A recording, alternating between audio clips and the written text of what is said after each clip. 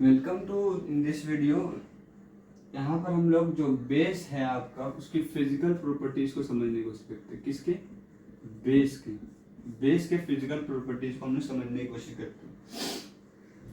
तो पहला हमने इंट्रोडक्शन में भी एक बात कंक्लूजन कर रखा था कि इसका टेस्ट जो है क्या है, टेस्ट जो है वो क्या होता है, बिटर इन टेस्ट होता है। नेचर जो है सोपी होता है, यानी सोप जैसा होता है।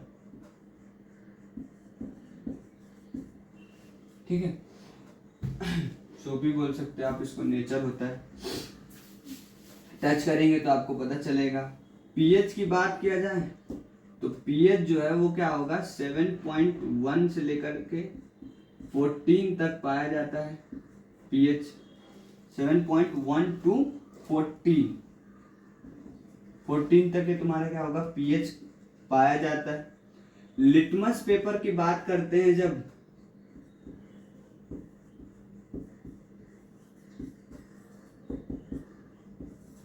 तो लिटमस पेपर में क्या करता है, रेड जो लिटमस पेपर होता है उसको वो टर्न कर देगा, यानी चेंज कर देगा ब्लू लिटमस पेपर में।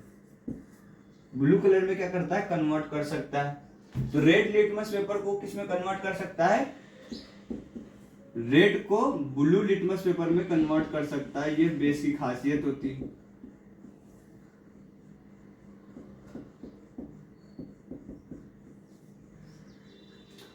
और बात करते हैं इलेक्ट्रोलाइट्स के बारे में। तो इलेक्ट्रोलाइट जो है ये बहुत ही स्ट्रॉन्ग इलेक्ट्रोलाइट जैसा काम करता है। कैसे करता है, स्ट्रॉन्ग इलेक्ट्रोलाइट जैसा वर्क करता है। इलेक्ट्रोलाइट जो है ये बहुत ही स्ट्रॉन्ग होते हैं इसके बेस के। और 6 जो है वो इंपॉर्टेंट है। जैसे कोरेसिव नेचर जो हमने एसिड के बारे में पढ़ा था, तो वो जो एसिड होता है वो बहुत ही ज्यादा क्या होता है, बहुत ही ज्यादा कोरेसिव नेचर का होता है। मगर ये क्या होता है, माइल्ड कोरेसिव नेचर का होता है।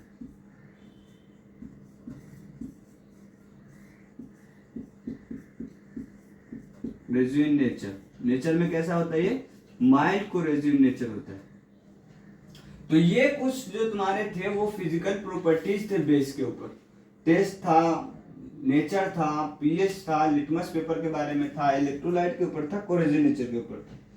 तो इसको आप कॉपी कर लीजिए। ध्यान रखिए कि जो भी आपको बेस मिलेगा वो टेस्ट के ऊपर बात करोगे तो बिटर मिलेगा, जब उसके टच की बात करोगे तो सोपी सोपी जैसा मिलेगा, साबुन के तरीके से। फिर पीएच की बात करोगे तो पीएच जो होगा वो 7.1 से लेकर के 14 तक पाया जाता है। लिटमस पेपर जो है उसको टर्न कर देता है, यानी कलर चेंज कर देगा। जब आप उसमें रेड लिटमस पेपर डालेंगे या रेड लिटमस पेपर के ऊपर आप जब बेस को डालेंगे तो वो क्या होगा, ब्लू लिटमस पेपर के कलर में कन्वर्ट होने लगेगा, या फिर ब्लू कलर में कन्वर्ट होने लगेगा। उसके बाद आप उसके इलेक्ट्रोलाइट्स की बात करेंगे तो बहुत ही बेहतरीन यानी स्ट्रॉन्ग इलेक्ट्रोलाइट जैसा वर्क करता है। और कोरेसिव नेचर की बात करोगे तो माइल्ड कोरेसिव नेचर का होता है। ठीक है, बहुत ही ज्यादा हाई नहीं होता है, बिल्कुल थोड़ा सा लेस होता है कोरेसिव नेचर की बात करते हैं। अब हमारा जो सबसे मेन पॉइंट है, टॉपिक है इंपॉर्टेंट, वो है केमिकल प्रॉपर्टीज। ठीक है, अब केमिकल प्रॉपर्टीज को हम लोग समझने की कोशिश करते हैं कि जो बेस बना है वो किस तरीके से दूसरे अदर केमिकल के साथ रिएक्शन करता है। इसको इस वीडियो में हम लोग समझने की अब कोशिश करेंगे।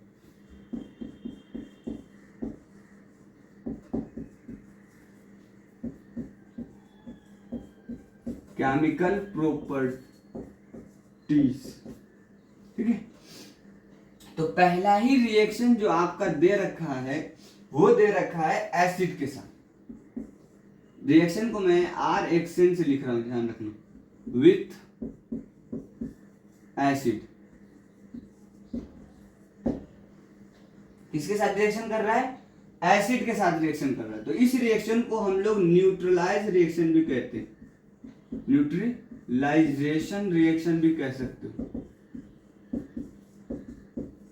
मैं रिएक्शन को आर एक्शन से लिख रहा हूं शॉर्ट फॉर्म में। ठीक है, तो इसको न्यूट्रलाइजेशन रिएक्शन भी कह सकते हैं, यानी इस रिएक्शन में हम लोग एसिड को या बेस को क्या करते हैं, न्यूट्रल करने की कोशिश करते हैं। ठीक है, तो एग्जांपल एक देख लो तुम्हारा, जब HCl हाइड्रोजन क्लोराइड जो है हाइड्रोक्लोरिक एसिड जो है जब सोडियम हाइड्रो ऑक्साइड के साथ रिएक्शन करता है तो यहां पर से फॉर्मेशन होता है आपका NaCl का प्लस वाटर मोलिक्यूल। तो ये एक आपका क्या है, सॉल्ट। तो यहां पर आप सॉल्ट के प्रिपरेशन जो भी है, प्रिपरेटरी जो रिएक्शन है ना इसके बाद वाले सॉल्ट के टॉपिक में, वो भी आप इसमें नोटिस कर सकते हैं, ध्यान रख सकते हैं। ठीक है, तो ये मैं पहले ही बता दे रहा हूं, उसको आप ध्यान रखेंगे तो यहाँ पे दोनों हो जाएगा। एक आप केमिकल रिएक्शन भी पढ़ लेंगे बेस का, और सॉल्ट का प्रिपरेशन भी पढ़ लेंगे। देखो हुआ कैसे, H बॉन्ड क्लोरीन, थोड़ा मैकेनिज्म मैं बताते चलता हूँ। सोडियम बॉन्ड OH, ये रिएक्शन था। यहां से क्या होता है, क्लोरीन जो है उसके पास एफिनिटी है कि एक बॉन्ड को ब्रेक डाउन करने के बाद हाइड्रोजन के इलेक्ट्रॉन को वो ले सकता है अपनी तरफ। तो जब इलेक्ट्रॉन वो अपनी तरफ लेता है तो जिसकी वजह से क्या होता है, उसके ऊपर नेगेटिव चार्ज आता है, और जो इलेक्ट्रॉन लॉस करता है उसकी तरफ क्या आता है, पॉजिटिव चार्ज आता है। उसी तरीके से ऑक्सीजन के पास एफिनिटी है कि वो क्या कर सकता है, OH या फिर इलेक्ट्रॉन को अपनी तरफ क्या कर सकता है, खींच सकता है, ले सकता है, जिसकी वजह से क्या होता है, O माइनस हो जाता है, OH माइनस, और Na जो है वो प्लस हो जाता है। और ये तो आपको मालूम ही होगा कि जो पॉजिटिव होता है वो नेगेटिव की तरफ अट्रैक्ट करता है, और नेगेटिव जो होते हैं वो पॉजिटिव की तरफ अट्रैक्ट करते हैं।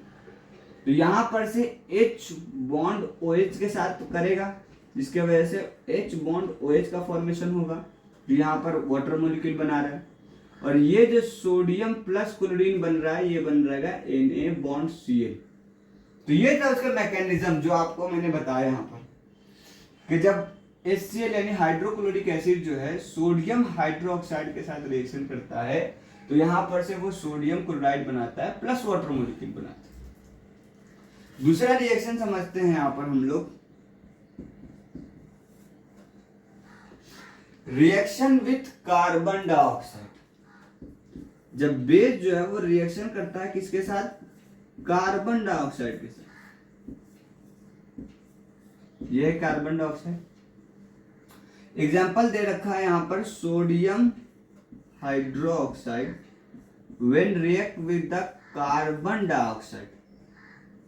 जब सोडियम जो है कार्बन डाइऑक्साइड के साथ रिएक्शन करता है तो वहां पर से फॉर्म होता है Na2CO3 प्लस वाटर मॉलिक्यूल।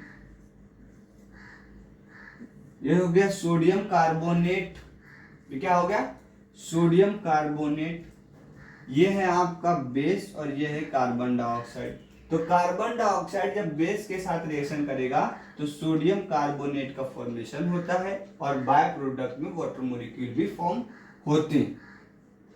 ठीक है, तो ये हमने दो रिएक्शन अभी समझा है। पहला एसिड के साथ जिसे हमने न्यूट्रलाइज रिएक्शन भी कहते हैं, दूसरा कार्बन डाइऑक्साइड के साथ जिसमें कार्बोनेट का फॉर्मेशन हुआ।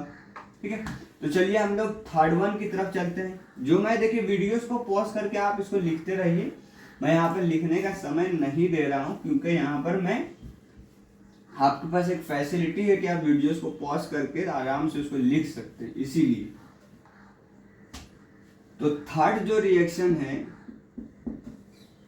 वो है आपका हैवी मेटल के साथ। किसके साथ, रिएक्शन विथ हैवी मेटल, यानी जो भारी मेटल होते हैं, वजनी मेटल होते हैं, जिसका वेट ज्यादा होता है, उसके साथ हम लोग रिएक्शन करने की कोशिश करते हैं। तो पहला हमने यहां पे दे रखा है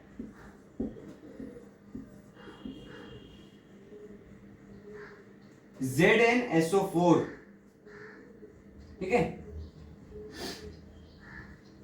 जब रिएक्ट करता है आपका सोडियम हाइड्रोक्साइड के साथ, ZnSO4 जो है जब सोडियम हाइड्रोक्साइड के साथ रिएक्शन करता है तो वो क्या बनाता है, वो बनाएगा Na2SO4। ठीक है, Na2SO4 प्लस ZnOH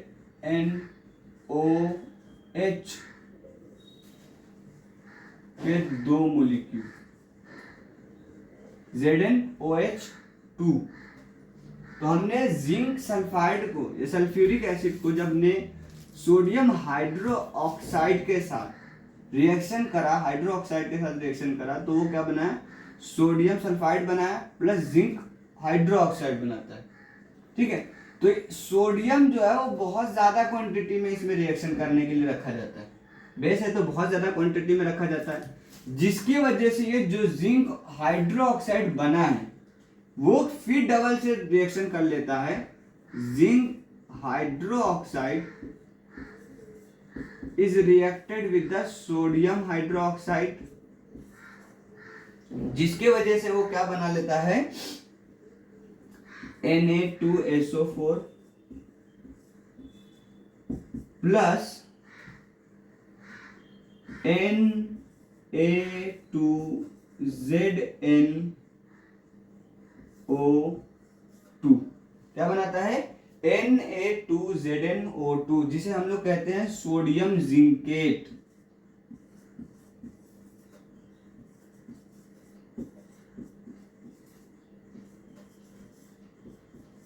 क्या कहते हैं इसे, सोडियम जिंकेट कहते हैं।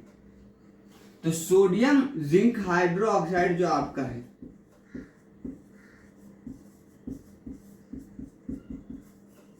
इस रिएक्शन को थोड़ा समझ लीजिए। देखिए हमने क्या करा, हैवी मेटल ये रखा, जिंक सल्फाइड या sulphuric acid, zinc sulphuric acid को हमने क्या करा, सल्फ्यूरिक एसिड को हमने सोडियम हाइड्रोक्साइड के साथ रिएक्शन करा, तो इसमें वजह से क्या होता है, सोडियम सल्फाइड बना, फिर उसके बाद जिंक हाइड्रोक्साइड बन गया। ये सोडियम जो है, सोडियम हाइड्रोक्साइड की क्वांटिटी बहुत ज्यादा थी सॉल्यूशन के अंदर, जिसके वजह से ये जिंक हाइड्रोक्साइड जो है वो दोबारा सोडियम हाइड्रोक्साइड के साथ रिएक्शन करता है, दोबारा जिंक सोडियम हाइड्रोक्साइड जो है वो सोडियम हाइड्रोक्साइड के साथ रिएक्शन करता है, जिसकी वजह से एक मॉलिक्यूल जो है वो सोडियम सल्फाइड का बनता है प्लस Na2 जिंक ऑक्साइड का बनता है। ठीक है, जिसे हम लोग सोडियम जिंकेट कहते हैं। क्या कहते हैं, सोडियम जिंकेट। आप ध्यान रखिएगा, सोडियम जिंकेट का अगर फॉर्मेशन करने के लिए बोले तो ये मैकेनिज्म जरूर ध्यान रखिएगा, ये वाला तरीका कि पहले आप जिंक सल्फाइड ZnSO4 लेंगे, उसके आपने सोडियम हाइड्रोक्साइड के साथ रिएक्शन करेंगे, जिसके वजह से वो Na2SO4 बनेगा प्लस ZnOH2 मॉलिक्यूल बनेंगे।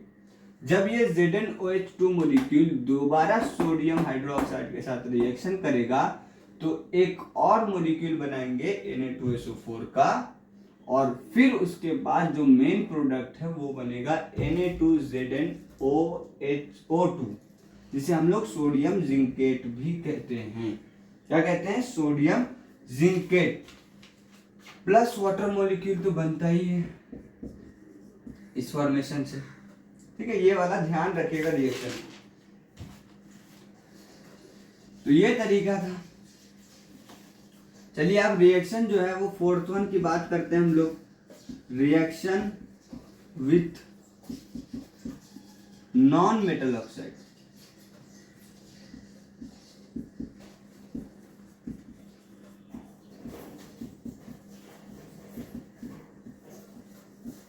नॉन मेटल ऑक्साइड के साथ जब रिएक्शन करता है तो क्या होता है, तो कैल्शियम हाइड्रोक्साइड जो हो गया एक नॉन मेटल हो गया, चलिए ये बेस हो गया, ये कैल्शियम हाइड्रोक्साइड जो है वो एक बेस हो गया। वो जब नॉन मेटल के साथ रिएक्शन करेगा कार्बन डाइऑक्साइड, तो जिसकी वजह से प्रिपरेशन में बनेगा calcium carbonate plus water molecule. क्या बना, calcium carbonate plus water molecule. ये रिएक्शन जो है वो किसके साथ हो रहा है, नॉन मेटल ऑक्साइड के साथ। तो नॉन मेटल ऑक्साइड कौन है, कार्बन डाइऑक्साइड। ये जो है वो तुम्हारा बेस हो गया। ठीक है, यहाँ पे लास्ट और फिफ्थ वन जो तुम्हारा है मैं यहीं पे कर देता हूं, वो रिएक्शन है आपका reaction with ammonium salt. Ammonium salt, ammonium के सॉल्ट के साथ रिएक्शन करता है। तो मैं ये रिएक्शन यहाँ लिख रहा हूँ, देख लो रिएक्शन मैंने ऊपर लिखा क्योंकि नीचे दिखेगा नहीं, ऊपर लिख रहा हूँ। तो जब क्या होता है NH4Cl, ये अमोनियम सॉल्ट हो गया, अमोनियम क्लोराइड बोलते हैं इसे, एमन सॉल्ट। जब ये रिएक्शन करता है सोडियम हाइड्रोक्साइड के साथ और फिर उसे गर्म किया जाता है, वार्म किया जाता है, तो इसकी वजह से यहाँ पे फॉर्मेशन होता है NaCl plus water molecule plus ammonia का फॉर्मेशन होता है NH3। इसका फॉर्मेशन होता है अमोनिया। तो अमोनियम जो सॉल्ट है, अमोनियम सॉल्ट में आ गया अमोनियम क्लोराइड। जब वो रिएक्शन करता है सोडियम हाइड्रोक्साइड के साथ, जिसके वजह से बनता है सोडियम क्लोराइड एक salt plus water molecule plus ammonia, क्या बनता है? अमाइन बोल सकते हो इसको, अमोनिया बोलो, अमाइन, अमोनिया ही बोल दो, अमोनिया ही तो है, अमाइन तो ही, अमोनिया बनता है NH3 मोलिक्यूल। तो ये तुम्हारे क्या थे तरीके थे जो तुम्हारे क्या कर सकते, केमिकल प्रॉपर्टीज के हमने तरीके समझे हैं, किस तरीके से केमिकल रिएक्शन करता है बेस। तो इस वीडियोस में हमने क्या करा, केमिकल रिएक्शन हम प्रॉपर्टी समझने की कोशिश करा। जो नेक्स्ट वीडियोस होगा उसमें हम लोग जो है दो चीज समझने की कोशिश करेंगे। पहला, जो एसिड है उसमें कुछ केमिकल जो कंपाउंड है एसिड के, उसके यूज समझने की कोशिश करेंगे। और जो बेस है उसमें भी जो कुछ केमिकल कंपाउंड है, जैसे सोडियम हाइड्रोक्साइड हो गया, कैल्शियम हाइड्रोक्साइड हो गया, इन सबको क्या करेंगे, उसका इस्तेमाल कहाँ पर होता है, यूज कहाँ होता है डेली लाइफ में, उसको हम लोग कोशिश करेंगे कि आप लोग को पास थोड़ी कुछ जानकारी जो है वो आप तक पहुंचाए।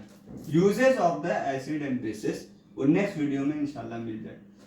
तो आशा है आप पढ़ते रहिए, कुछ कमी है या वीडियोस को दूसरों तक पहुंचाइए ताकि उसको भी फायदा हो।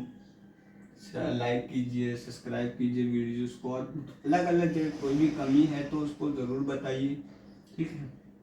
और हमेशा क्या करिए, पढ़ते रहिए, ज्ञान को हमेशा प्राप्त करते रहना चाहिए। वो एग्ज़ाम के माध्यम से, एग्ज़ाम के तरीके पर ही आप ज्ञान प्राप्त कर रहे हैं, चलिए अच्छी बात है, मगर ज्ञान को हमेशा ज्ञान के तौर पर ही प्राप्त करना चाहिए, यानी जो आप नॉलेज हासिल कर रहे हैं तो एक सीखने का जुनून रखिए अपने दिल में।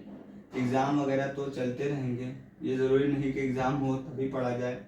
बस समझ लीजिए कि मुझे पढ़ना है इसीलिए मैं पढ़ रहा हूँ, मुझे पढ़ना ही अच्छा लगता है, मुझे पढ़ना चाहिए, इस वजह से आप पढ़ेंगे तो आपका जो मेंटेलिटी है वो बदल जाएगा।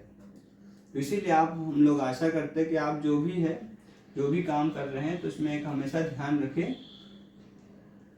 कि कंसिस्टेंसी जो है ना हमेशा बरकरार रखिएगा। कंसिस्टेंसी थोड़ा ही हो, डेली होना चाहिए। पढ़ाई करते रहिए, घर में माँ बाप लोग को सबको खुश रखिए, सोसाइटी का एक अच्छा इंसान बनिए, ठीक है। Thank you so much.